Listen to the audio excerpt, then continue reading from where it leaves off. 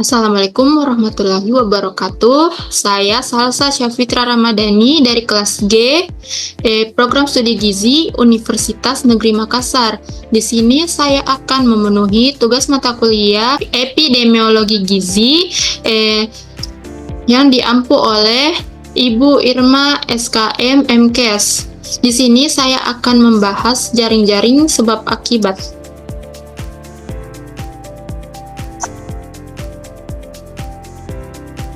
Konsep dasar timbulnya penyakit. Apa sih penyakit itu? Penyakit adalah kondisi yang menyebabkan gangguan atau perubahan pada fungsi atau struktur tubuh yang mengakibatkan gejala atau tanda-tanda abnormal serta dapat mempengaruhi kesehatan dan kesejahteraan seseorang. Penyakit dapat disebabkan oleh infeksi, genetika, lingkungan, atau faktor gaya hidup. Selanjutnya, konsep dasar timbulnya penyakit. Ini mencakup host. Host adalah merujuk pada organisme, biasanya manusia, yang menjadi tempat bagi agen penyebab penyakit seperti virus, bakteri, atau parasit untuk hidup dan berkembang. Host dapat mempengaruhi perkembangan dan penyebaran penyakit tergantung pada faktor seperti sistem kekebalan tubuh, genetika, dan kondisi kesehatan secara keseluruhan. Dan yang kedua ada agen. Ini bisa berupa mikroorganisme seperti bakteri, virus, jamur, atau parasit, serta zat kimia atau fisik yang bisa menyebabkan penyakit. Agen ini harus ada untuk memulai proses penyakit. Yang ketiga ada lingkungan. Lingkungan mencakup semua faktor eksternal yang mempengaruhi interaksi antara agen dan tuan rumah, seperti kondisi sanitasi, kualitas udara, air, tempat tinggal, dan perilaku sosial. Lingkungan yang buruk bisa memperbesar kemungkinan terjadinya penyakit. Selanjutnya, model timbulnya penyakit. Ada segitiga epidemiologi, roda atau well, jaring-jaring sebab akibat. Yang pertama ada segitiga epidemiologi. Model dasar dalam epidemiologi yang digunakan untuk memahami penyebab penyakit. Model ini terdiri dari 3 elemen utama, yaitu agen, inang atau host, dan lingkungan. Yang kedua ada roda atau well. Interaksi antara ketiga elemen ini dapat menentukan terjadinya penyakit.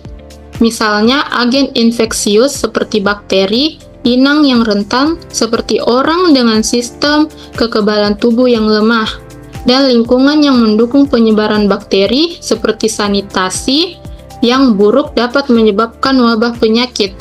Dan yang ketiga, jaring-jaring sebab akibat.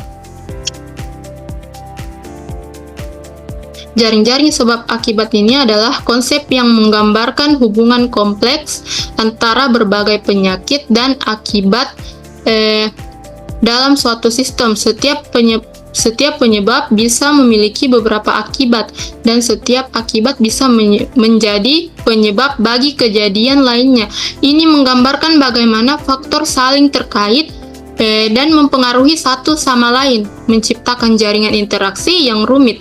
Konsep ini sering digunakan untuk menganalisis situasi kompleks seperti dalam manajemen risiko atau pemecahan masalah, untuk memahami dan mengidentifikasi akar penyebab suatu masalah. Dan yang selanjutnya, jaring-jaring sebab akibat. Bisa kita lihat di sini menunjukkan bahwa kemiskinan dapat menyebabkan penyakit kurang gizi. Bisa kita lihat bahwa penyakit kurang gizi ini dapat disebabkan oleh beberapa faktor, namun sulit untuk menentukan penyebab utamanya, dan juga kita dapat melakukan upaya pencegahan dari berbagai arah. Dan yang selanjutnya ada sifat jaring-jaring sebab akibat. Yang pertama itu ada kompleksitas, menunjukkan bagaimana berbagai faktor saling terkait dan mempengaruhi satu sama lain dalam suatu sistem. Yang kedua, interdependensi, yaitu faktor-faktor dalam jaring-jaring saling bergantung sehingga perubahan pada satu elemen ini bisa mempengaruhi yang lain. Yang ketiga ada non-linearitas. Ini hubungan antara faktor tidak selalu linear. Perubahan kecil bisa menghasilkan efek besar atau sebaliknya. Yang terakhir ada dinamika. Faktor-faktor dan hubungan dalam jaring-jaring bisa berubah seiring waktu, mempengaruhi bagaimana penyebab dan akibat berinteraksi. Sekian dari saya. Jika ada salah-salah kata, mohon dimaafkan. Assalamualaikum warahmatullahi wabarakatuh.